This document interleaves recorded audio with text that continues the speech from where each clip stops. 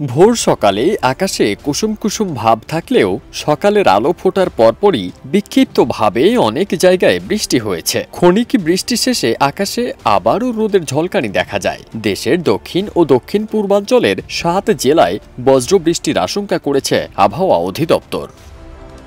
এলএমই certified বিশ্বসেরা কপারে তৈরি Walton cables, যা আপনার স্থাপনাকে রাখবে সব সময় নিরাপদ।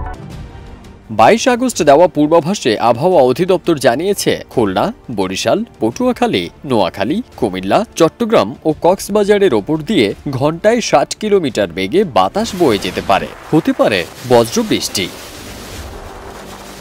আবহাওয়া অধিদপ্তর আরও জানিয়েছে, দেশের সব বিভাগেই দমকা হাওয়া সহ হালকা থেকে মাঝারি ধরনের বৃষ্টি বা বজ্রবৃষ্টি হতে পারে। কোথাও কোথাও মাঝারি থেকে ভারী বর্ষণও দেখা দিতে পারে। অন্তত ৫ দিন এ অবস্থার প্রভাব থাকতে পারে। খুলনা, বরিশাল ও চট্টগ্রাম বিভাগে সবচেয়ে বেশি বৃষ্টিপাতের সম্ভাবনা থাকলেও ঢাকা, ময়মনসিংহ, রাজশাহী, রংপুর ও সিলেট বিভাগেও বৃষ্টি অব্যাহত থাকতে পারে। তবে সারা দেশে দিন ও রাতের তাপমাত্রা একই থাকতে পারে বলে জানিয়েছে আবহাওয়া অফিস।